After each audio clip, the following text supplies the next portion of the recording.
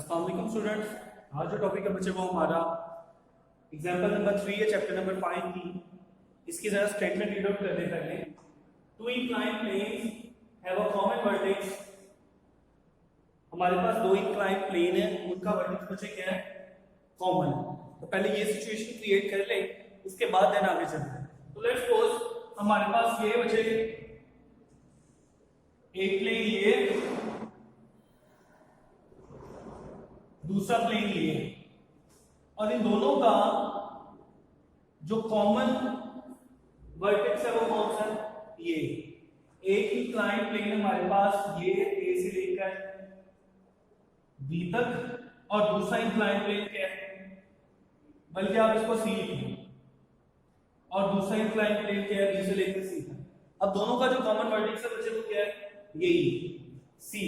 फिर उसने कहा कि string passes over a small smooth pulley at the vertex। फिर हमने क्या काम किया कि यहां से वर्टेक्स से हमने एक पुली ली, पुली में से क्या की? स्ट्रिंग पास कर दी।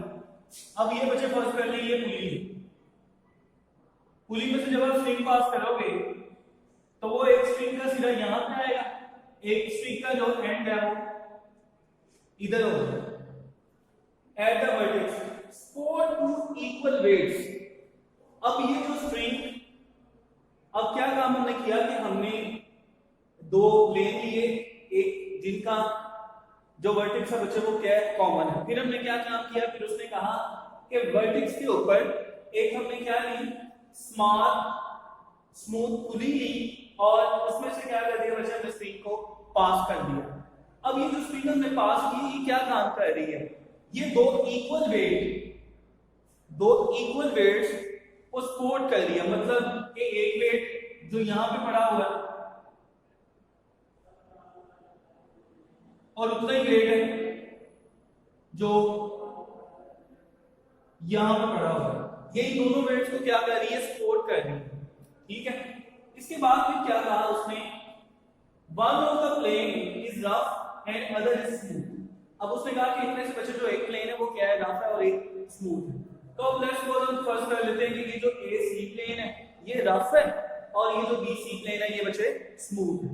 तो अब जरा गौर करें, फिर अब जरा गौर करें, ये वाला जो बच्चे वेट है इस प्लेन के ऊपर क्या कर रहा है? एक्शन कर रहा है, उसके नतीजे में क्या होना? रिएक्शन। और रिएक्शन की डायरेक्शन किस तरफ होगी?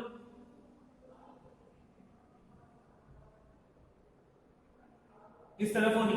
इसका जो वेट होगा वो किस तरफ होगा? डाउनवर्ड होगा।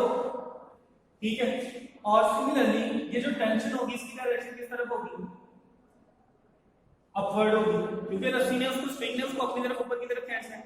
अब चूंकि इसको हमने रफ प्लेन कंसीडर किया हुआ है, तो रफ प्लेन से मुराद है कि वहां पे कोई ना कोई फ्रिक्शन जरूर होगी। अगर बॉडी इस डायरेक्शन को मूव करेगा तो फ्रिक्शन की डायरेक्शन किस तरफ होगी?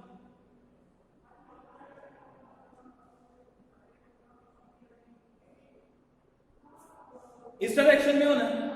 सिमिलरली ये पुली जो सी है, ये जो हमने प्लेन ली है ये बिल्कुल स्मूथ है। अगर ये स्मूथ है तो इसका मतलब है इसमें कोई फ्रिक्शन नहीं है। अब बच्चे ये इंक्लाइंड प्लेन का जो रिएक्शन होगा वो ये क्या होगा? अपवर्ड होगा। और यहां से जो स्ट्रिंग होगी उसकी टेंशन किस तरफ होगी? अपवर्ड होगी। ठीक है। और इसका जो वेट होगा वो किस डायरेक्शन में होगा? डाउनवर्ड होगा। अब जरा गौर करें, ये चूंकि हमारे पास स्मूथ प्लेन है तो इसका मतलब है कि अगर बॉडी इस डायरेक्शन को मूव करेगा तो इसकी कोई फ्रिक्शन नहीं होगी। अब बच्चे जरा गौर करें, लेट्स सपोज ये एक्स एक्सिस के साथ, ये एक्स एक्सिस है ना हमारा, ये जो प्लेन ए सी है एक्स एक्सिस के साथ एंगल अल्फा बना रहा है, और ये जो प्लेन है इसके साथ एंगल बीटा बना रहा है। यहां तक बात क्लियर होगी आपको। उसके बाद फिर उसने क्या कहा? Find the relationship between the inclination of the planes. आपने रिलेशनशिप फाइंड आउट करना है किन दो चीजों के दरमियान? दोनों प्लेन्स के दरमियान। ठीक है। उसके बाद वो रिलेशन आपने कब फाइंड आउट करना है? When the weight on the smooth plane is based on the point of moving, यानी कि जब स्मूथ प्लेन का वेट डाउनवर्ड मूव कर रहा होगा तब जो प्लेन्स के दरमियान बचे रिलेशन होगा आपने वो फाइंड आउट करना है। अब हमने क्या काम किया था, रफ प्लेन इसको कंसीडर किया था, स्मूथ प्लेन इसको कंसीडर किया था। जब ये वेट डाउनवर्ड मूव करेगा तब जो दोनों प्लेन्स के दरमियान रिलेशन बनेगा हमने वो फाइंड आउट करना है। तो अब जरा गौर करें, ये वेट है, अब जरा गौर करें यहां पे भी बचे, मैंने क्या आपसे कहा था, मैंने आपसे ये कहा था कि अगर हमारे पास W S R अगर वो XY डायरेक्शन में नहीं है तो आप उनके कंपोनेंट्स ड्रा करेंगे। ये अल्फा है तो इसके कॉरेस्पॉन्डिंग एंगल भी क्या होगा, अल्फा। यहां पे हेड टू टेल रूल के तहत आप इसको अटैच करेंगे। अल्फा के सामने वाला कंपोनेंट कौन सा हो जाना है, W sin अल्फा, और ये कौन सा कंपोनेंट हो जाना है, W cos अल्फा। सिमिलरली यहां पे चले जाए,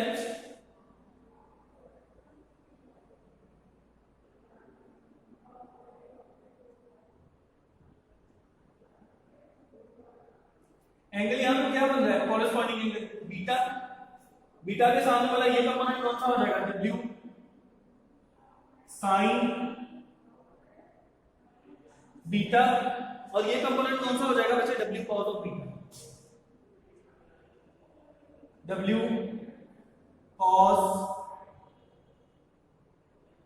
ऑफ बी। क्लियर होगी बात यहां पर। अब according to first condition of equilibrium, first condition of equilibrium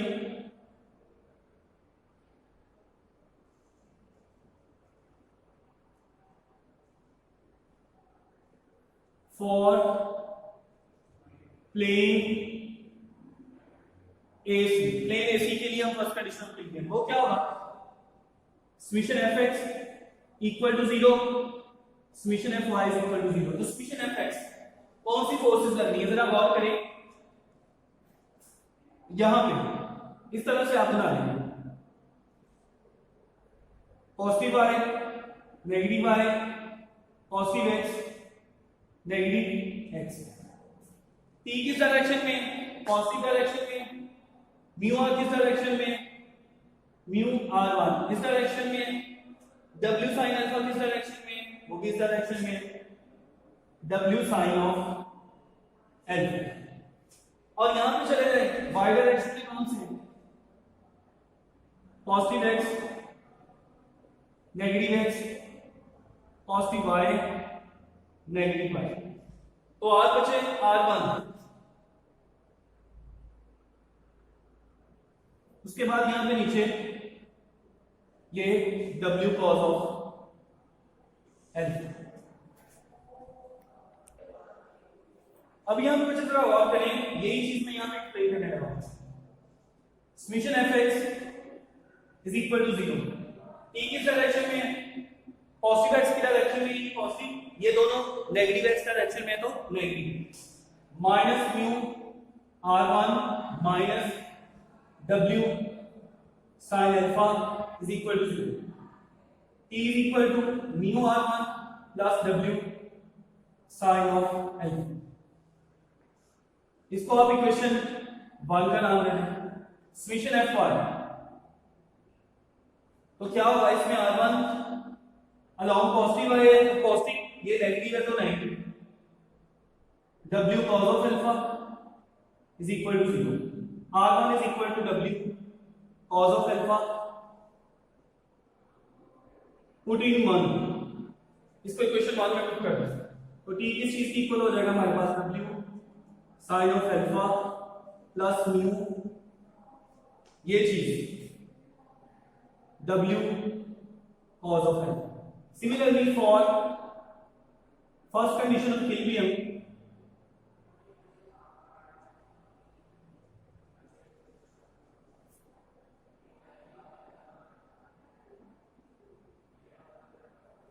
for plane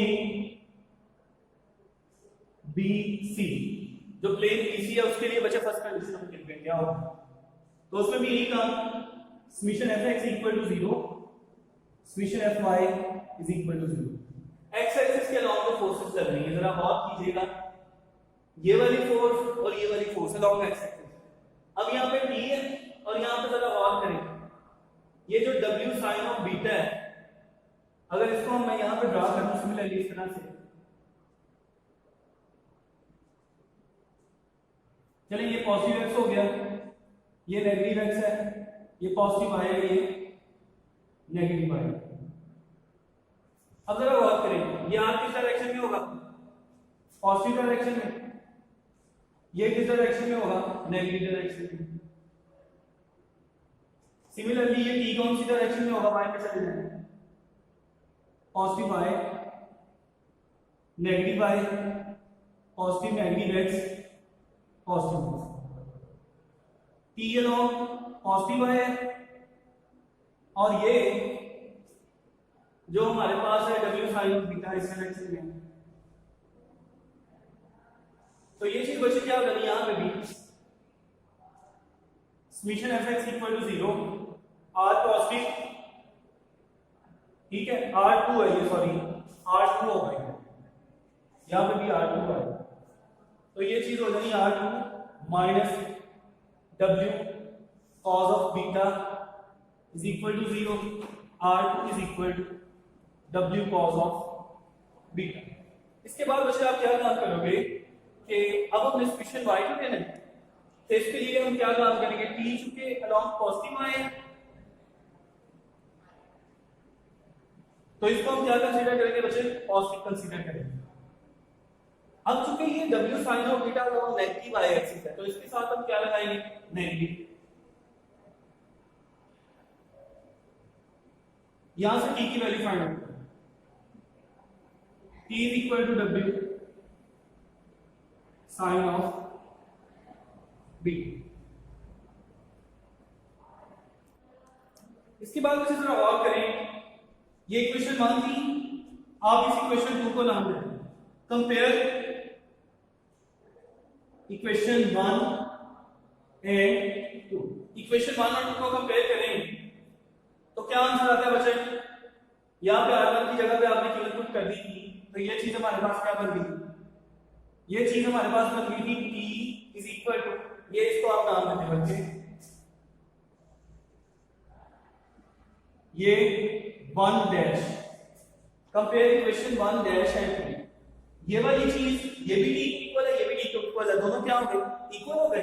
तो ये चीज है बच्चे w sine of beta is equal to w, दोनों में से कॉमन आ रहा है, बाकी चीज क्या बन गई, sine of alpha plus mu cos of alpha.